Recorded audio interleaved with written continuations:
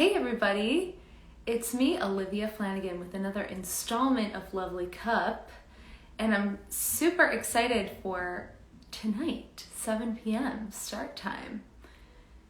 Very close to my bedtime. But today I'm really excited to be chatting with Renee Yoxon. I hope I'm saying their name right. Who is a trans voice teacher and also a singer. And so I'm really excited to talk with them. So I'm going to get them in here.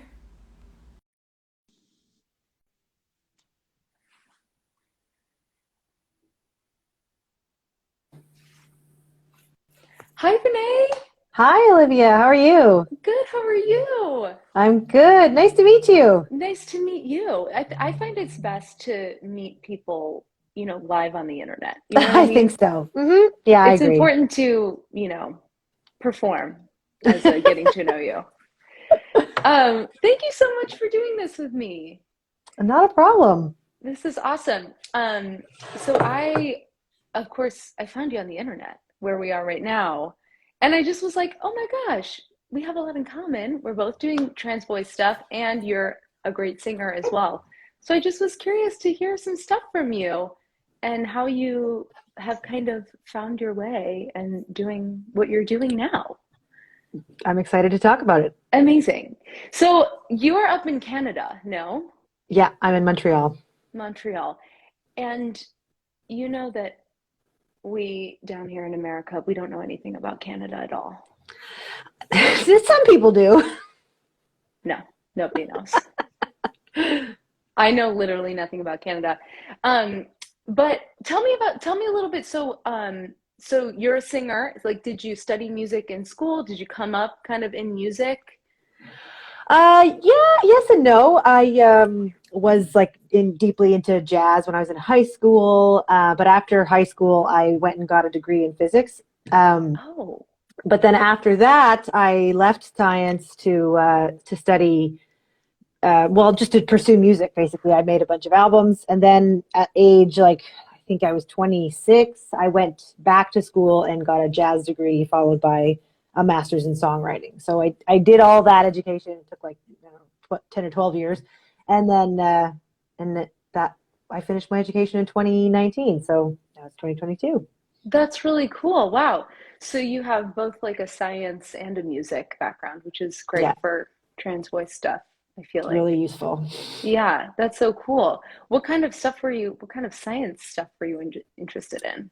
I mean, I don't know. I was getting a physics degree. I did most of an experimental physics degree and then got a general one in the end. But it was like a very applied physics degree. So there was a lot of programming and a lot of mechanical engineering and stuff like that, which I think is what makes me a strong business person, actually, because I'm not afraid to like learn how to code something if I need to, or learn to use a new tool, and it makes me a good teacher because I'm just resourceful as heck. I'll learn how to do something no matter what. Yeah, and I mean, not to mention musician stuff too, that you're kind of like in the moment, and especially jazz stuff too, I feel. Hmm. That is so cool. I also went to jazz school. I don't know if you knew that. I did not know Um, that. yeah, I went to jazz school, Sorry. so I'm suffering. I'm suffering the same consequences you are. Um, but that's so cool. So you were teaching, like, were you doing a lot of teaching singing and then kind of got into trans voice? Yeah, Okay. so I taught just singing for like a dozen years or so, and I mean, do you want to hear the whole story? I mean, it's kind Yeah, of okay, I want to hear great. every detail, every Okay. detail. Yeah, so I went to get my master's in songwriting, and while I was there, I sort of honed in on what I wanted to be as a teacher. And I decided I really wanted to teach specifically transgender and disabled people because I identify as both trans and disabled, and I just felt like there weren't that many teachers who like really understood what was needed in order to be sensitive to that population. So, but I also know that those populations like don't traditionally have a lot of disposable income to spend on luxuries like singing lessons.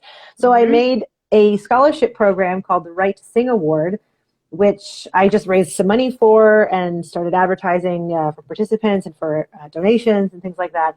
And then an organization here in Montreal called Project 10, which is an organization for trans youth, they saw my ads for the Right to Sing Award, and they just cold emailed me and asked me if I could come and teach a workshop on trans vocal exploration. That was actually their phrase. I know the name of my workshop and my e-course, but they asked me for that specifically because they had like some cisgender speech language pathologists who were very knowledgeable, I'm sure, but like didn't have like a little more of open concept of like what gender can be, which is sort of the mandate of Project 10.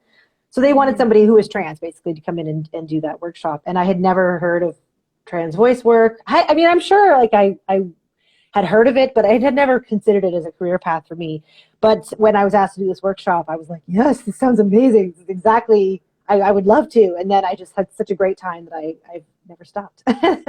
That's so awesome. That's great that like you're just starting to, you put something else out there and then something else comes back to you.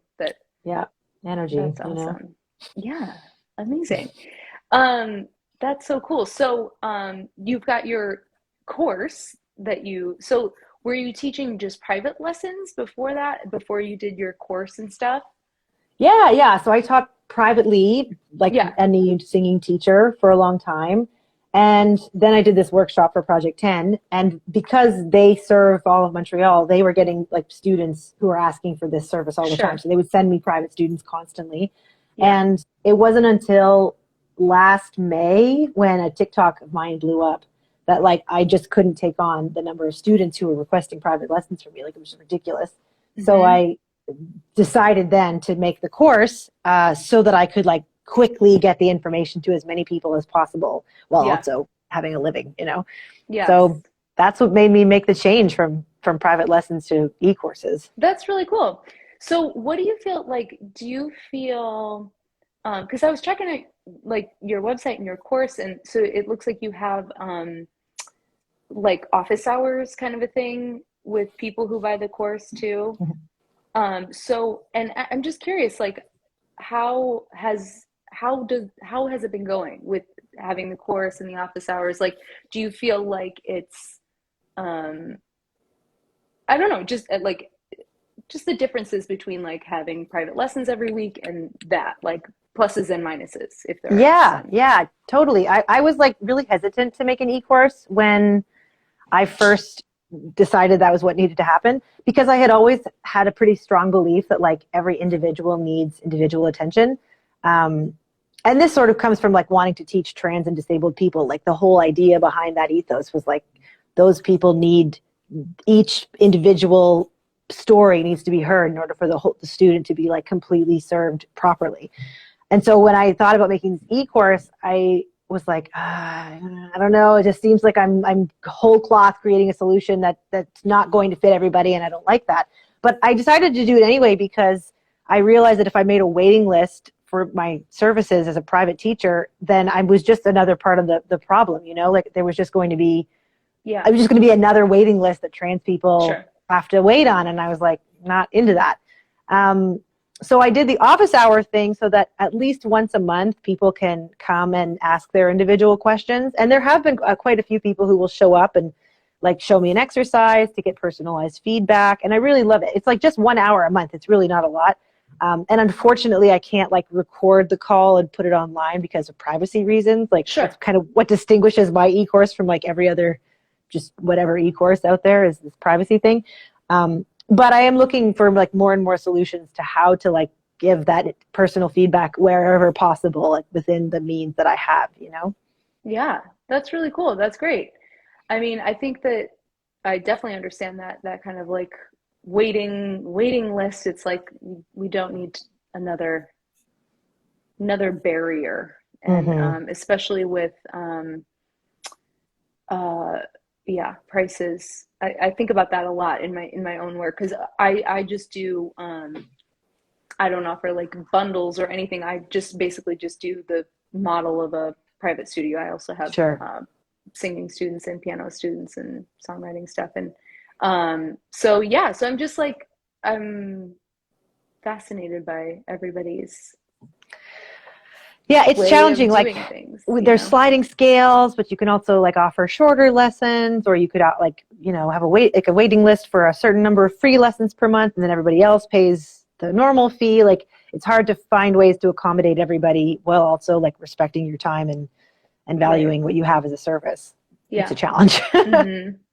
So you, so with all this like performing and writing background, like, did you know that you wanted to be a teacher? Like, I mean, was that like a huge passion from a long time, or is this something that came later?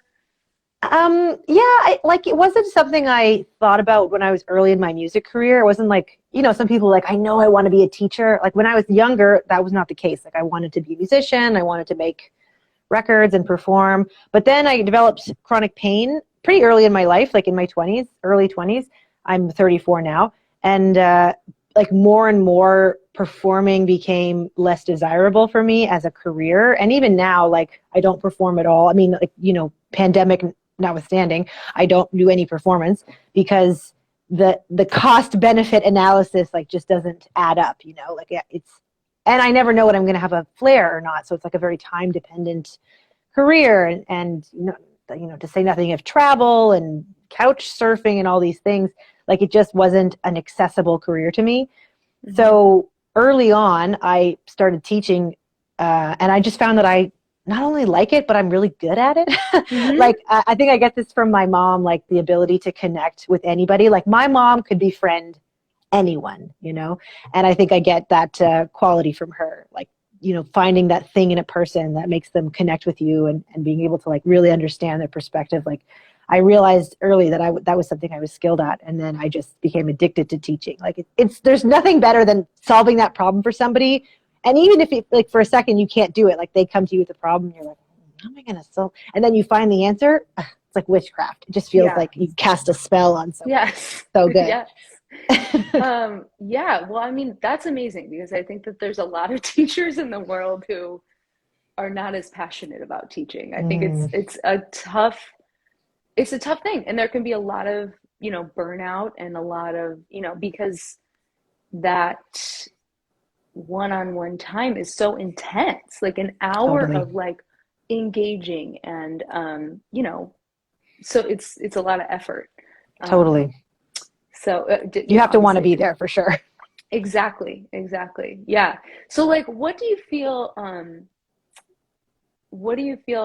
about like being a musician? Like do you think that there are things about being a musician that you bring to this work that's maybe different than like a speech language pathologist at all? Like Yeah, I've been talking to speech language pathologists about this recently because I'm in communications with the University of Montreal and working like building a course, a unit within a course for speech language pathologists. So like, awesome.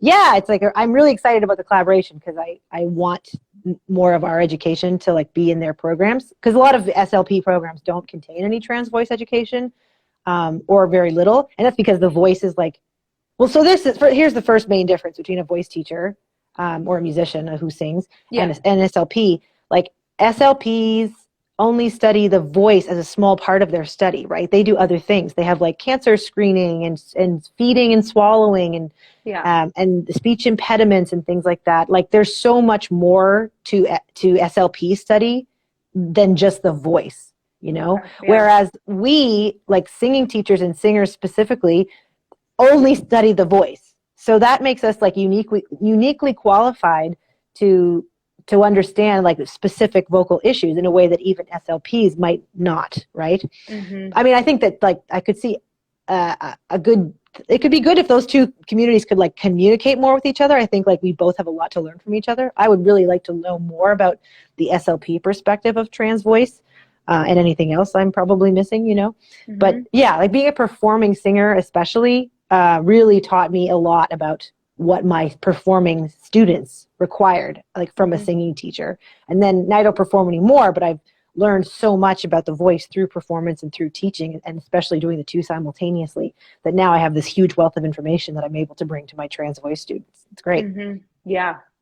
I wonder too, like, uh, as singers and singing teachers, there's so much like emotional stuff, um, with I mean, obviously, well, I don't have any emotions personally, but yeah, there's so much. I mean, when you're working on a song, or if, a person comes in, like I'm sure you've had students where they come in and they're like, I just am really nervous to even speak in, maybe public speaking, and I just want to Mhm. work on singing to try and open up. And, you know, you can work through emotional barriers in singing lessons that, can really help in trans voice lessons that maybe um, speech language pathologists maybe are not working in that vein as much. Not that Yeah, they're, I don't not know. that they're, Like, to be honest, I really don't know, because I personally have never worked with an SLP. yeah, So I I don't don't know know. like how much they deal with the emotional side of things. I Yeah, think even within music teaching, singing teachers specifically are the ones who will allow emotions in their studio more than others. Like, I yeah, definitely have known trumpet playing people who, if you like start sniffling in your trumpet lesson, they're like, bye, here's a yeah, tissue, get out. yeah, But singing, we recognize that like the voice is so personal, and it comes from literally within us, and it's so revealing, it's so vulnerabilizing, that to not address the emotional side of things, you would be remiss, right? Like, because you would yeah, lose a huge part of what the practice is even revolving around. Like, what are the things that are preventing you from practicing every day? I mean, in trans voice especially, like if you're not dealing with the emotional side of things, you're really, really missing a big piece of the puzzle. yeah. Absolutely. Yeah. So I think that there's a great connection there, Yeah, totally. to say the least. Mm-hmm. Um, so I know that you're also teaching teachers too. That's a big thing. So I mean, that's probably, is that similar to like maybe what you're doing with the university? Like, are you, is that course like more geared toward people who are going to be teachers, or? Yeah, so the course you're talking about is Learn to Teach Trans Voice Alteration in 5 weeks, which is such a mouthful of a title, but That's very a lot of descriptive. words. Yeah. And I started it because I was still receiving, after I launched the course, many requests for private lessons. And like, it's just silly. Like, this is a service that can and should be widely available. Like, there's Hmm. just no reason for it to be so challenging to find a private teacher. So I decided to make more teachers that I could like then recommend to people, right? Because I just didn't Hmm. like want to say, oh, sure, go see so and so, when I didn't know what their politics were. I don't know if we align on our whatever. There's lots of reasons why I may or may not want to recommend a teacher to a specific student. So I created this training program to help other teachers who were like me, were singing teachers, make that pivot into teaching trans voice alteration. Because I mean, I'm sure you're aware, like, it's a competitive environment being a singing teacher. Like, there are so many singing teachers, and it's challenging to build up your studio, and you have to really find like your niche. And but it's not competitive to be a trans voice teacher. There are none. Like, come into the field, please. We Hmm. need more people. So I just decided to like start to do that, to fix that problem in the field. And we did one cohort last year, and now I'm the registration is open for my second cohort, which is starting next week, and we already have a Yeah. bunch of people signed up, which is really exciting. And a Awesome. lot of like people who are already trans voice teachers, which I think is really fascinating. Like, I'm a little nervous actually to like to have people who are already doing the work in my course taking this training. I'm excited. Well, it's awesome. I think I'm going to think about signing up myself, because I think that it's being in the private, you've got your books, you've got who you learned from, you've got whatever, and then you've got experience one-on-one with people. So Mm-hmm. it's like you never get to see what other people are doing. There is a real lack of, I always feel like, I hope that was good, or I just like, you're like, I hope I'm getting this right. I hope um Totally. because there's a billion different approaches or different exercises, or we all encounter different people and different Mm-hmm. learning styles and whatever. So I think that's amazing. I think that's great. I'm gonna Yeah, check it I'm out. really excited. And the collaboration with the SLPs, it's like the same material, but because I don't know, like SLPs are governed much more strictly than voice teachers. Like, I'm sure you're aware, like, you don't need to register anywhere to be a singing teacher. So Right. SLPs, like, there's like a governing body within every state or province or whatever. So here, like in Quebec, you need to be registered with the orthophonie de, I don't know. So there's like a whole governing body of SLPs. Sounds amazing. Well, yeah, but like the thing is, they need to have their the material that they learn like carefully monitored. So like I can't just walk in and teach whatever. I have to do it in collaboration with the head of the program, kind of thing. So okay, cool. I hope it'll be the same. I hope that I don't have to take out any of the things that I'm teaching. That would really inform my work. But yeah, it's interesting to see how that will change. And one thing that they're actually worried about is if like they take on too much of what I'm teaching as SLP material, that then I will have to be a registered SLP in order to teach it. You know what I mean? Mm-hmm. So they're like, we don't want to get you in trouble. Right. Yeah. It's funny. It's complicated. Yeah. Well, I mean, that's really inspiring and awesome because I think, I mean, also I feel like that should be a part of music ed programs, you know, that should be a part of choral education. I was talking to a girlfriend of mine who is a choral teacher and was just like, you need to talk to us about this because it's I mean, it's not going away and we need to all figure it out a little bit. It shouldn't be this, just like you're saying, this super specialized, like we should all be sharing this info. Absolutely. Oh, I'm just going to turn the burner off. Sorry, I'm cooking a stew while I'm on this live. What kind of stew are you making over there? Beef and barley. Wow, that sounds like some old school deliciousness. I don't know. It's winter here, very cold. Not today, but in general, it's pretty cold. So nice warm stew. Yeah. But like I was having a live just last week, and one of my students from the last cohort has like 20 years of teaching experience. She's an amazing singing teacher, Cassie Coleman. And she was saying that like this information does need to be in music ed because what music teacher isn't going to encounter a trans student at some point, especially a choral instructor when you're dealing with like huge groups of people, like guaranteed there will be a trans person in every choir, like from here till the end of time, you know? Mm-hmm. So I really hope to see more and more of that happening. And in fact, I was really lucky to give a guest lecture for the music ed department at McGill University, which is another university here. And like they're in the process of reshaping their music ed program to include more of this. So that's like, you know, all good signs for the future. Yeah, that's awesome. Yeah, that's definitely something to think about for all of us. So great. Well, okay, so you're a business-minded person. You're going after it. And so what do you kind of see for your business moving forward? Like, or if you have ideas or I don't know, I'm just curious to hear. Yeah, let's see. I don't know. I have some ideas. Like I really want to make a directory of teachers, that include the past cohort and the new cohort, so that I can keep it updated with like teachers who are taking on students and who are trained by me, that I can then send to people. So when, you know, like it's just as a resource. So that's something I really want to create for my business. But I want to make more courses. Like I definitely want to make a course for trans people on testosterone who are interested in continuing to sing through those testosterone changes. Yeah. Mm-hmm. It's not something I have like so much experience in, so I've been a little hesitant in going ahead full throttle with that course. And then also I was diverted a little bit because I was commissioned to make a course for an organization in Toronto called Sherborne Health.